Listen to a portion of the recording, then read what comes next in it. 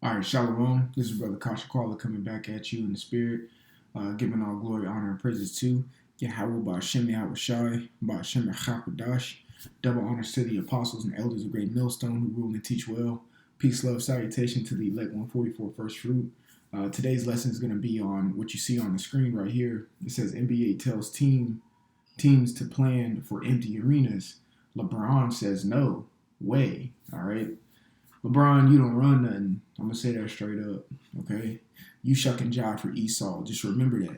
Remember that. I don't give a damn how much clout you got, how much fame you got, how much money you got, who did you get it from, how did you get there, and where did the sport originate? From Edomites, okay? Straight up. I don't even give a damn if an Israelite made the game up.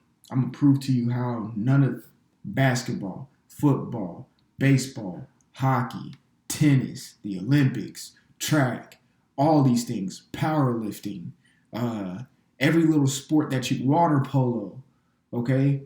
All these sports were originated from the idea and the ideology of Greek gods coming from what?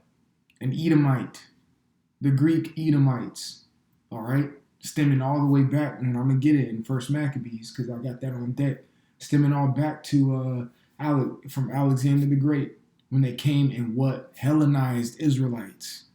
Okay? They Hellenized. Hellenization. It's the same thing that goes on today. It's called Americanization. Yes, it's a word. Go look it up. You, LeBron, you think you're American, and these other athletes think they're American. And I know there's some athletes out there who know about the Hebrew Israelites and know damn well they're an Israelite. I know for 100% fact there are athletes, professional athletes out there that know they're Israelites, but yet still shuck and jive and do what they do because they don't want to give up the sport and put their hand on the plow. The spirit just wasn't meant for them to do the work that the prophets do. It is what it is. Okay? Some of them could be sincere. All right? Some of them very well can be sincere.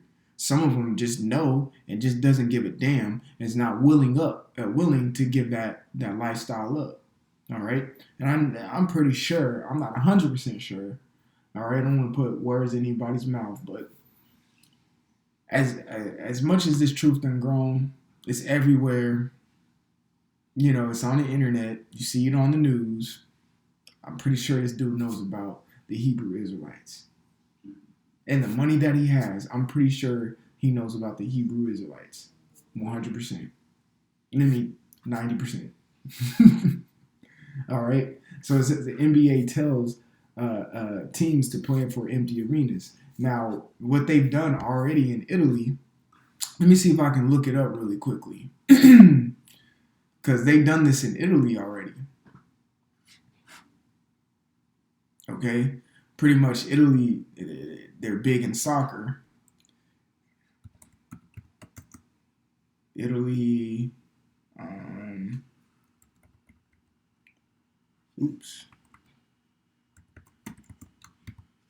soccer fans. Let me see if it pulls up.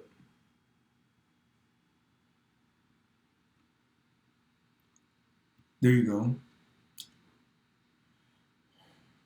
No fans at Series A matches, Italy sporting events until April 3rd. You see that? That's a whole month. Look at that. See, there is no, we're going to tell the players that we might not have fans at the game. No, there is no fans at the game. Straight up. You see? No fans at Series A matches, Italy supporting events until April 3rd due to coronavirus. You see that?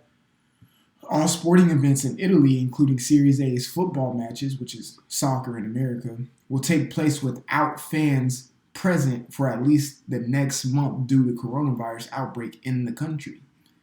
You see, when you look at Milan, Italy, in some pictures, it looks like a desolate city.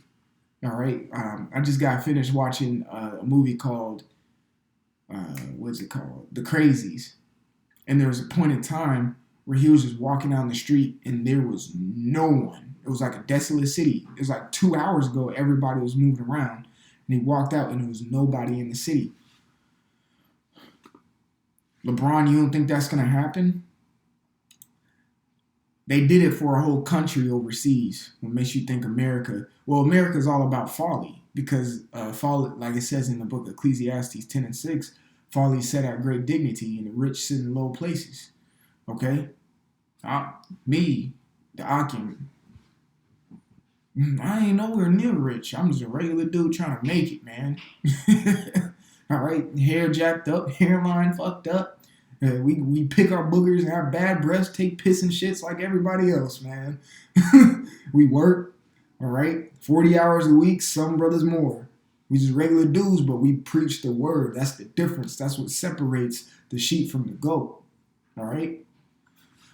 You can be the goat all you want. I'll be a sheep, all right?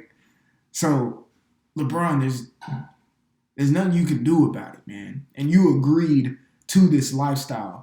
This NBA playing, this NFL playing, you athletes agreed to that lifestyle. Why? This is 1 Maccabees 1 and 9. It says, and after his death, whose death? Alexander the Great. They all put crowns upon themselves. So did their sons after them many years. Exactly. And those are the 4 generals that came out, and started rulership after Alexander. All right. And evils were multiplied in the earth. It says, verse 11, I'm going to skip down. It says, in those days went there out of Israel wicked men who persuaded many, saying, let us go and make a covenant with the heathen. All right. That are round about us, for since we departed from them, we have much sorrow. Okay.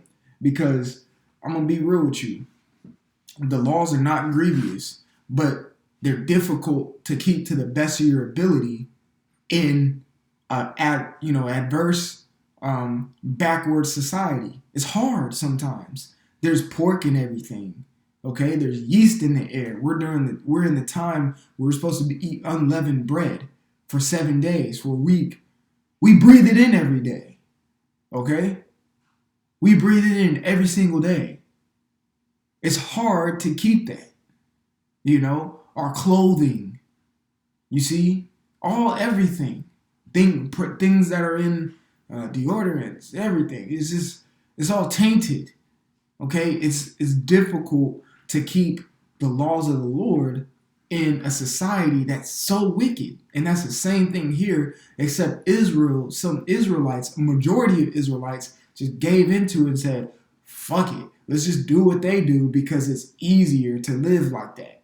All right, because that's the law of the land at the time. In our case, man, fuck the law of the land. I'm going to say that straight up, okay? Caveat. I'm not saying go fuck off and do whatever you want, okay? Because what does the script say? Paul told you what? To be a citizen, okay? Yahushua told you what? To pay what to Caesar, what Caesar's. Just paraphrasing. Yes, still abide, but spiritually, fuck the law. You're still going to try to do exactly what you're going to do that is telling you to do in the scripts. Don't be a complete zealot, all right? Be wise with it, all right? Don't go out there, you see a girl, let me say this, like John the 8th chapter. They came up, some woman had committed adultery, and they're talking about stoning her. Don't go out in 2020, March 2020, and see a girl with another man, knowing that whatever, okay, I'm just hypothetically speaking, and pick up stones and start stoning her in front of AMC Theater. Nigga, no. It don't work like that, okay? We're still in a wicked, perverse society. You still got to kind of plug in and out the matrix, okay? Big caveat, because Jacob be like, she said F the law. Well, yeah, but be wise with it, man, okay? It says, verse 12, so this devise pleased them well. Who? The niggas of Israel, the nigga Israelites, the Niggerites, okay? They pleased them well to do what? Shuck and jive for the heathens, for Esau. baseball, hockey puck, okay? All that shit. Run around a circle on a track as fast as I can, all right? To shuck and jive and have some people clap for me and get some glory from men, okay? And chase the almighty dollar. When Esau can shut that shit down anytime. It says, verse 13, then certain of the people were so forward herein that they went to the king who gave them license to do after the ordinance of the heathen. All right? This is the point. This is why I say, verse 14 is the point, is why I say basketball, football, baseball, track, all the Olympic sports, volleyball, all these type of sports are man-made from Edomites. It came from the ideology of Edomites. Of course, Jake got the salt and makes it better, okay? All these sports, they are not Israelite customs. There's nothing in the scripts that I see them playing basketball, playing tennis, playing football, and all. I don't see that. I see we were kingly men. We were priestly men. We were men of war, men of valor. We were valiant, all right? We weren't feminine, wearing some feminine ass shit, going out. You know, you see these athletes in their fashion statements, the holes in their pants, you know, got weird haircuts. And be a man, shaving their face and shit. Even though it's kind of starting to come back because, you know, we pushing that spirit out there to be a man and grow your beard. But you see these things, all right? You see these things, all right? And verse 14 is going to prove the point that all these are heathenistic qualities. NBA, NFL, all heathenistic things, Edomite things. Verse 14, whereupon they built a place of exercise in Jerusalem. That goes back to the Olympics. Basketball is an Olympic sport. Track, swimming is an Olympic sport. Powerlifting, wrestling, all these different type of things those are Olympic sport. Archery, okay, they made that into Olympic sport, but you can read about the Israelites. There's certain tribes like the tribe of Gad. They were good with the buckler and the shield and the bow. Okay, the scriptures say teach Judah the bow. Okay, but all these other things is heathenistic. Okay. It says, according to the customs of the heathen. What's according to the customs of the heathen? Fucking basketball. Okay? So when they say NBA teams will play with no fans in the arena, god damn it, they're going to play with no fans in the arena. Are they going to cut your ass? Are they not going to pay your ass? Straight up. Okay? Let's listen to what LeBron said, his proud ass. And yeah, I'm going to say it like that, man. He an Israelite, okay? You better get your act straight, bro. You over here, I ain't playing with, pretty much making light of the coronavirus, okay? There's millions infected right now.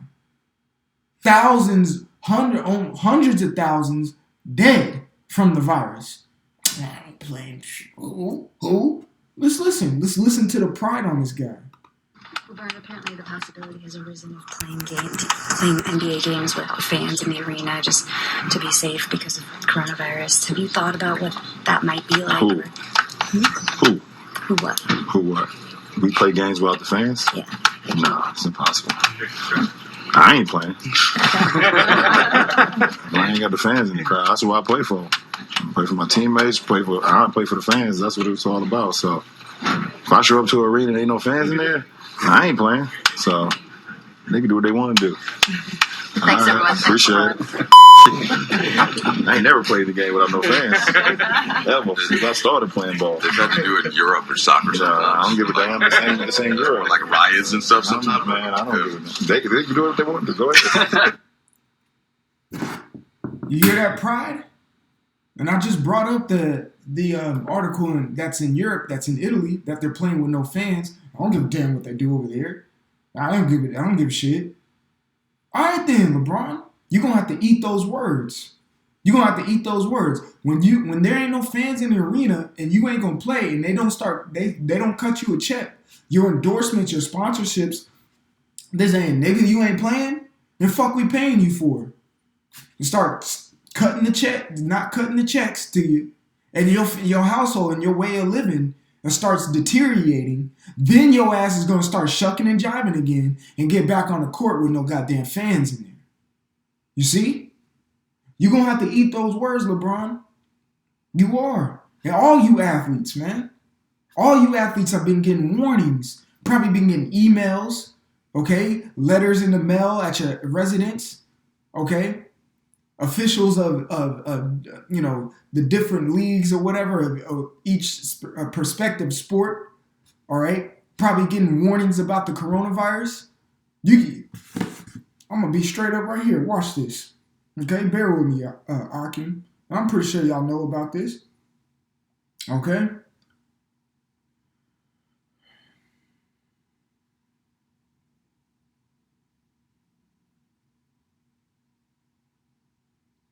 I type in hashtag coronavirus on Instagram, and this pops up. You can't look this stuff up. And then when you go to click see post, it's all propaganda. Look at this shit. They ain't nothing to do. What does Monsters Inc. got to do? I know that's Monsters Inc. I can tell by the hand. What that got to do with the coronavirus? But that's what pops up. You ain't going to get nothing but lies, things that are, propaganda. All right? The brother Abba made a good point at camp this past Saturday or yesterday. He said, this is on a total of like 10 confirmed cases up in Seattle. How come we ain't hearing from the people who lost their loved ones of those 10? How come they're not saying anything right now? Because the media done shut the truth down. You can't talk. There's going to be a point to where you're talking about the coronavirus and get locked up for it. These athletes think it's a game. Your livelihood is about to get struck. If you think it's a game, you haven't settled it in your mind that maybe a medical martial law is going to be initiated soon. You haven't settled in your mind that your lifestyle is going to change. You haven't prepared spiritually. And if you have heard this thing, you don't care about it. You see? Because what? You went to the heathen, got licensed to do these things, and you enjoy it. Because it says what? So the device pleased them well. You are pleased to shuck and jive and shoot an orange ball into a circle with a net on it. You're pleased to bust your ass in a risk serious injury every night you step onto the court or every night you step onto the field for this goddamn white man and the almighty dollar. Well, your life is going to change real soon, okay? I just wanted to bring that out to light and show you that this coronavirus is getting serious and these prophecies are coming to pass, all right? Because the scripts prophesy about pestilence and diseases, okay? They prophesy about pestilence and diseases, okay? Give me one moment, okay? Because I want to get this script, okay? Really quick. All right, bear with me one moment. All right.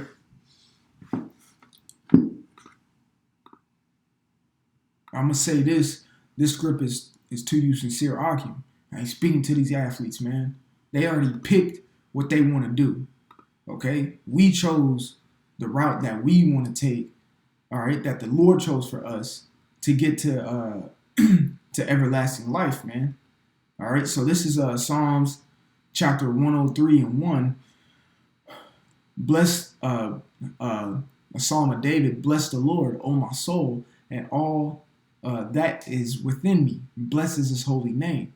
Bless the Lord, O my soul, and forget not all his benefits, who forgiveth all thine iniquities, who healeth all thy diseases. Okay, so this coronavirus, hey man, you keep blessing the Lord, you keep praising the Lord and calling upon his name and trusting in him. Okay, guess what? He will forgive you for all your iniquities. Okay, and he'll heal you from your diseases, man. Let me get one more. go to the classic chapter.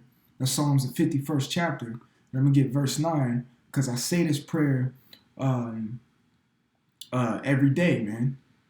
This is Psalm 51 and 9. Hide thy face from my sins and blot out all mine iniquities. In the Hebrew, that's a hashatar panyaka machataya wakal iwantia macha. Okay? You say that prayer, man. Let the Lord hide his face from your sins, meaning just, for, all right, man, I see that. All right? And blot out all your iniquities. So what? You become what? Blameless. Okay? So I just wanted to bring that to light. Just, you get the rebuking side of it, and then you get the encouragement side of it. And know who's our power, and knows who's on your side, man. So call Allah Yahweh Bashim Yahweh Shai. Call Allah Yahweh Bashim Yahweh Shai. All right. All glory, honor, and praises to Yahweh Bashim Yahweh Shai. Double honors to the apostles and elders of Great Millstone who rule well. Peace, love, salutation to the elect 144 first fruit. It's your brother Kasha Qualls from GMS Atlanta Church. Until next time, I'll say shalom.